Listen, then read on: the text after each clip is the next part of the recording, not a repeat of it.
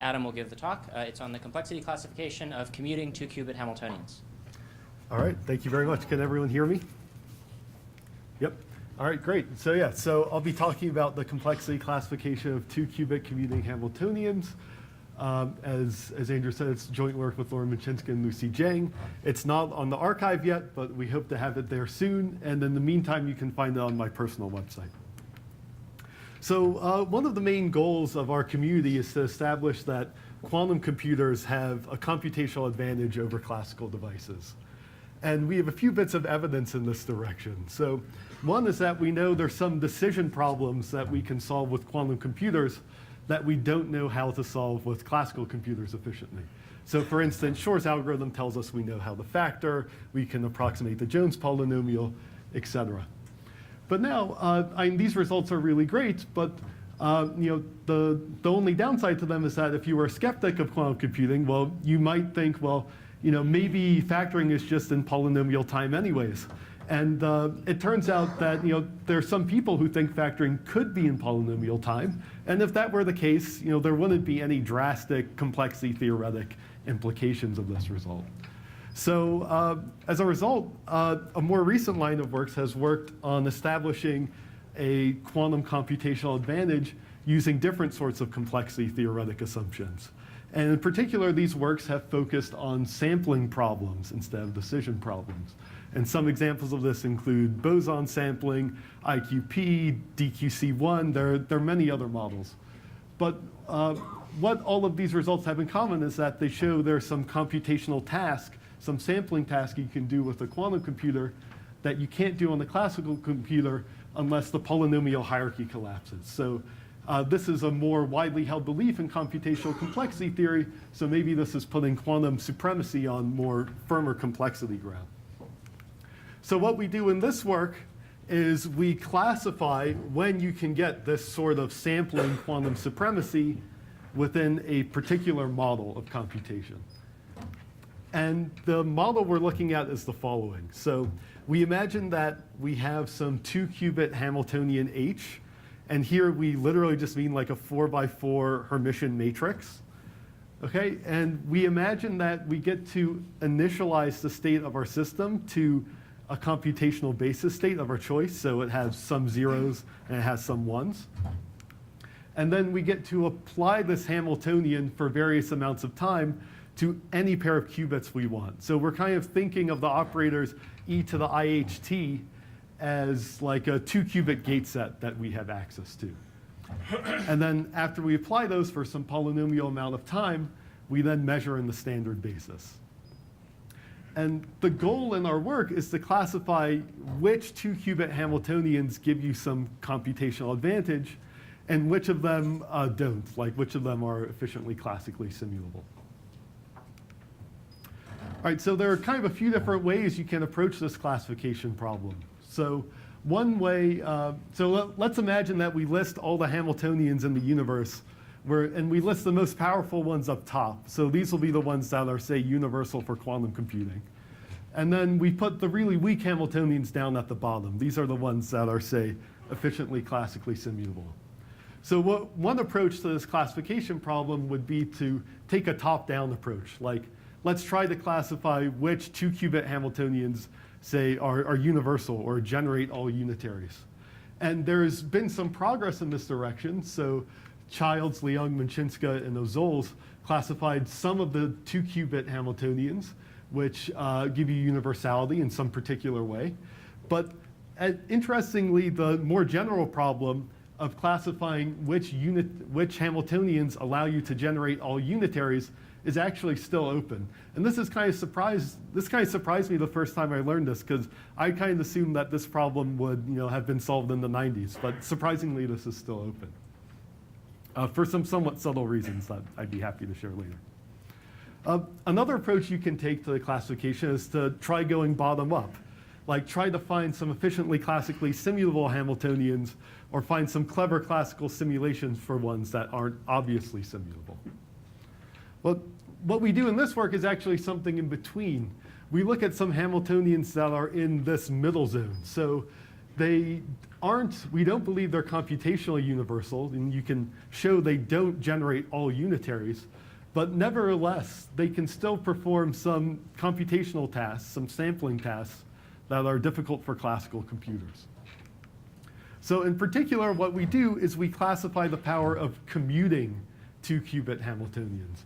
So what do I mean by that? Well, let's say that Hij is the action of the Hamiltonian oriented from qubit I to j.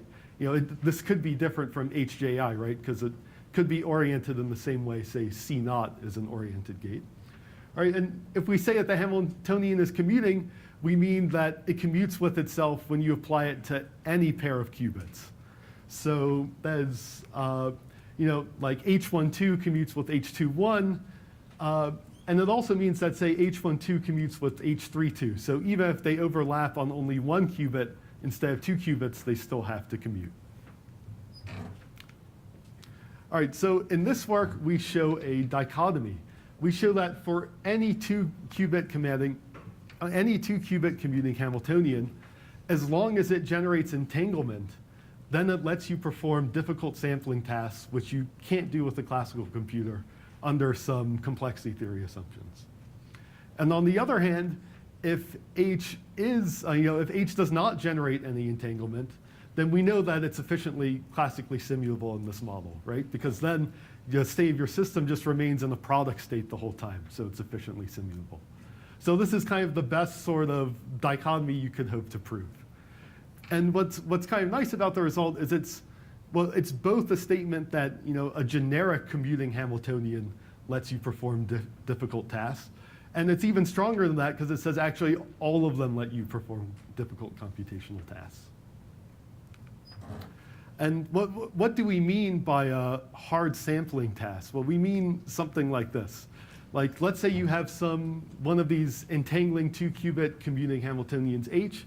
We mean that there exists some circuit you can write down with these Hamiltonians, where you start a computational basis state and measure, which induces some probability distribution D on all n of the output qubits. And the statement is that you can't build a classical computer to sample from the same distribution D.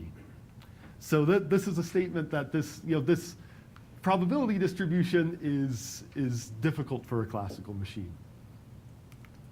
And in particular, what we show is there can't exist a randomized classical algorithm which outputs from a distribution which is very close to this distribution D. And here by very close, we mean in the sense of multiplicative error. That is, there's no classical machine that outputs each of those tiny probabilities up to a constant multiplicative error of, say, √2. Now, this isn't the most realistic type of error model you could consider, because in general, each of these probabilities for each outcome is exponentially small, because these are distributions over n-bit strings. The one advantage of this kind of assumption is that you can prove this hardness result with very minimal complexity theoretic assumptions. Namely, the only assumption you need to make is that the polynomial hierarchy does not collapse. And this is a widely held conjecture in computational complexity. It's complexity theorist approved. You can kind of just think of it as a generalization of the conjecture P not equal to NP. But I think most complexity theorists believe it with almost the same level of certainty. All right, and why does this sort of result matter? Well, in the real world, people are actually trying to build quantum computational devices. Like, this is a picture of the Google and John Martinez group machine. And one of the biggest difficulties they face is noise and in error correcting that noise. And there's actually some evidence that commuting computations might be a little bit easier to error correct than universal quantum computations. And there's some evidence that they might even have better fault tolerance thresholds than universal quantum computing. And if so, these sorts of commuting computations could be one of the first demonstrations in principle of quantum supremacy. So I think that's one of the main reasons to be interested in this model. So now we weren't the first people to note that commuting computations can let you perform difficult computational tasks. So back in 2011, Bremner, Jozsa, and Shepard showed that some particular commuting Hamiltonians could allow you to sample from probability distributions, which classical machines can't sample from efficiently, under the same assumption. And more recently, Bremner, Shepard, and Montanaro have extended this to cover more realistic error bounds. Namely, they show that it's also hard to sample from these distributions with constant L1 error.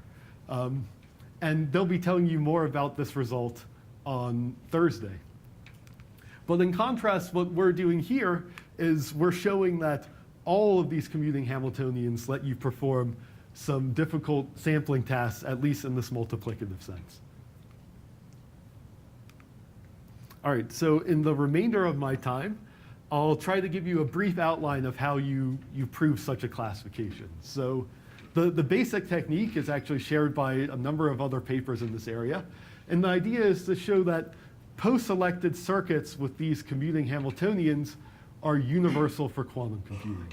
So here, when we say a post-selected circuit, all we mean is some quantum circuit in which you take some measurements, and you imagine you have the magical ability to specify ahead of time what the outcomes of those measurements will be.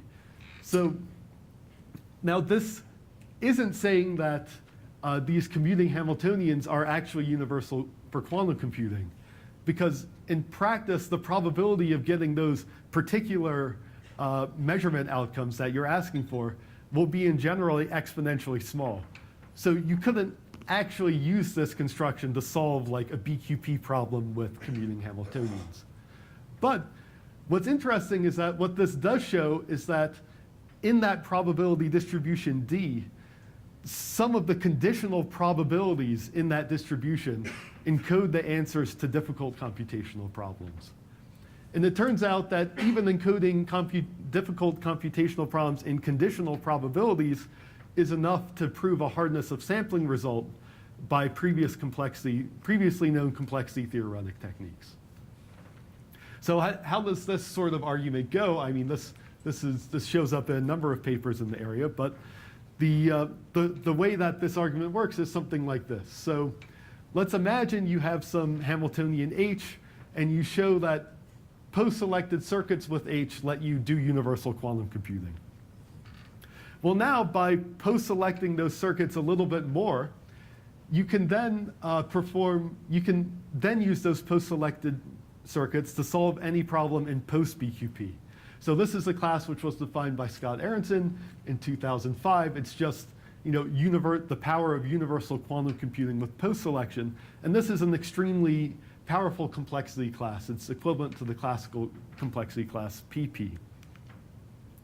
So now let's imagine that you could simulate these distributions with the classical machine efficiently that have these hard problems kind of encoded in them.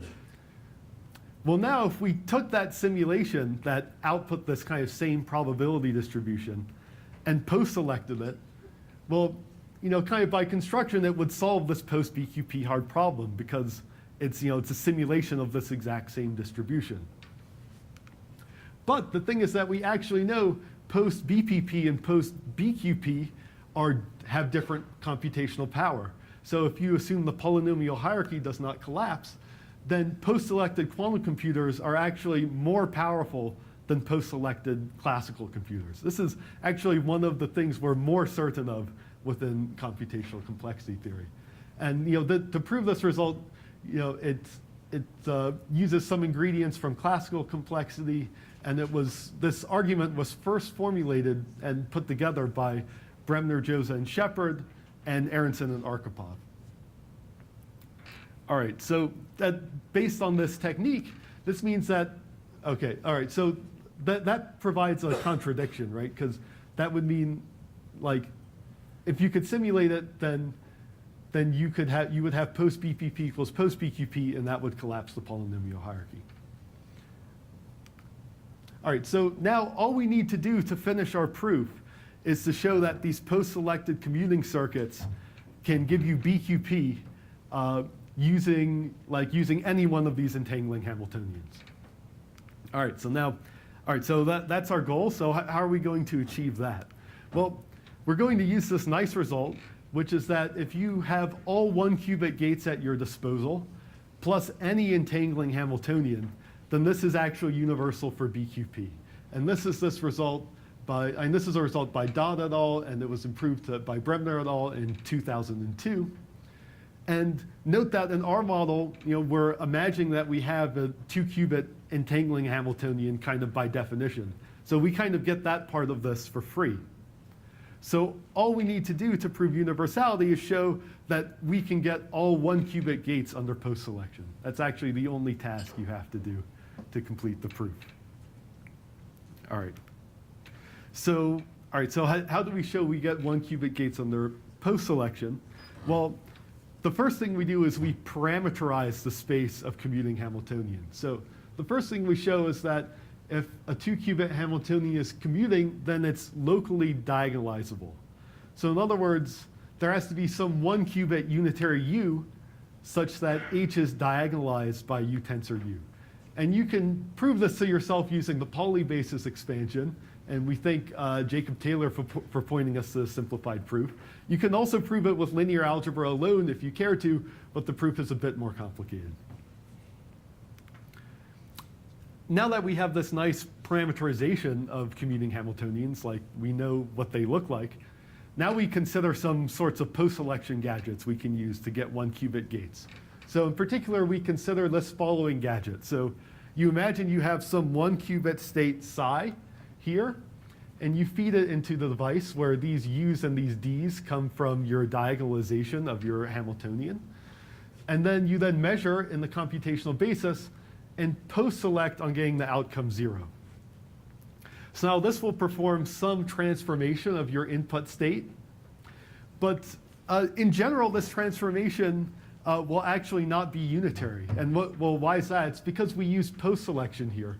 So in general, when you measure and post-select, you have to renormalize a state afterwards because measurement doesn't preserve normalization.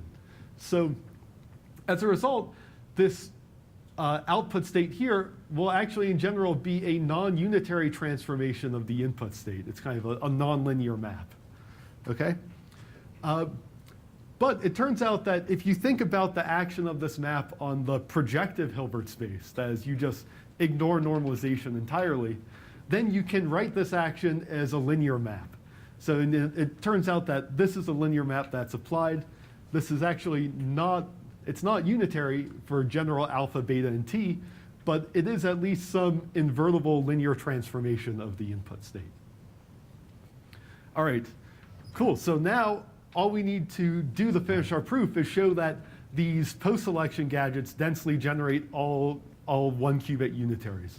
So how are we going to do that? Well, let's just consider the group, densely generated by taking products of these post-selection gadgets. So these will form some group. So great, now we can use group theory or whatever sort of techniques you want to solve the problem. Okay, so now that story would be great, but there is actually a problem here. And the problem is that the set of matrices is actually not a group the way I've defined it. And what's the problem? The problem is that we're actually missing inverses, because if we think about it, how did we get these post-selected these L of t matrices? Well, they came from this post-selection gadget, and post-selection is an irreversible operation. So we can't just take this circuit and run it backwards to get L inverse, because that's just not something that you can do. So that seems to leave us with kind of a problem, because now we're trying to prove this density in all 1-qubit gates, and now we can no longer use group theory. Now we have to go to the library and check out a book on semi-group theory. And I mean, who's even read one of those? I mean, this is like, there's a reason that your undergraduate course was called group theory and it wasn't called semi-group theory. It's usually not as useful as group theory. So we seem to be kind of stuck.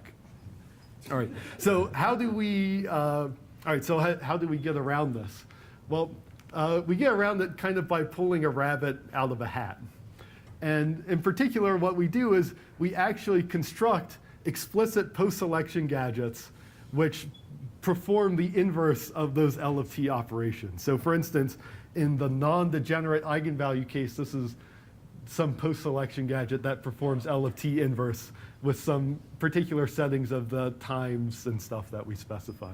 So how did we find this thing? Well, we used a time-honored technique. I just, one day just got myself a cup of coffee, rolled up my sleeves, and then asked the undergraduate student I was working with to find the inverses.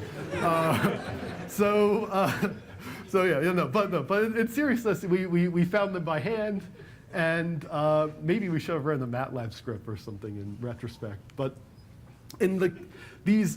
unfortunately, there's some case analysis that goes into these inverse constructions. And in particular, when your Hamiltonian has degenerate eigenvalues, these things get terribly messy. In fact, the statement is something like, for any two-qubit entangling Hamiltonian H, there exists a finite-sized post-selection gadget that performs the inverse for you. So these gadgets can get pretty huge. I'd say they're like gadgets only a theorist could love. But in the non-degenerate eigenvalue case, which is like the generic case, then they're reasonably sized. They're just 4-qubit. So, all right, cool. So now we know that these gates form a group, and now we can finally use our group theory.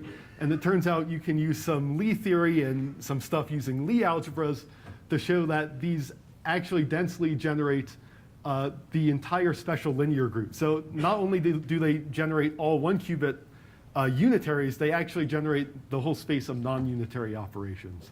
And and it turns out this suffices for our proof. There are some subtleties here. We have to use a non-unitary variant of the Solovay-Kitaev theorem, which was proven by Haranov et al., to actually make the proof work. But I'm going to sweep some of those details under the rug. So, all right, so this basically completes our proof, except our proof actually breaks in one final edge case.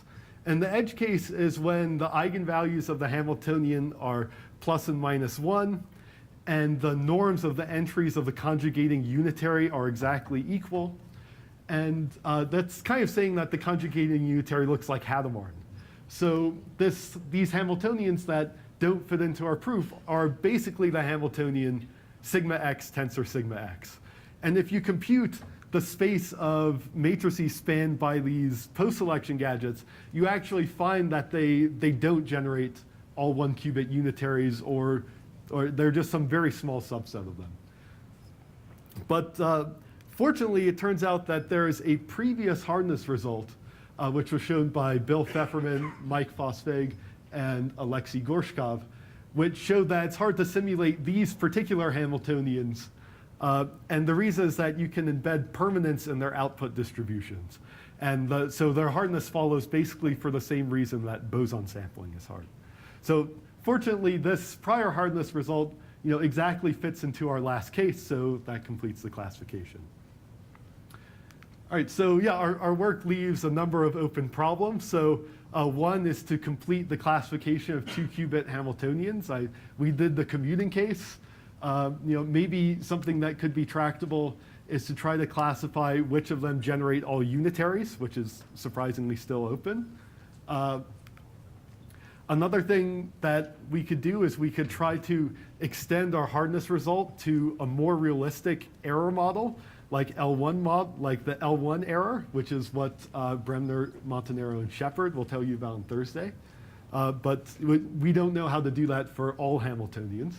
All right, and a final question would be to try and classify commuting gate sets. So kind of here we've been classifying commuting Hamiltonians. It's like you have the gate set e to the IHT. So you're giving yourself a continuum of gates from the start. So this makes the classification problem easier. But you could also ask, what if we just have some finite gate set? Could we try and classify those? And we actually believe this is a much, much more difficult open problem. And the reason is that if you think about this, you often run into some open pure math problems. So for instance, it's actually open to classify all subgroups of 3-qubit unitaries. This is actually not known. 2 qubits was only done like 3 or 4 years ago. And all right, the following thing is also open. Classify all subgroups of non-unitary operations on a single qubit. It turns out that this opens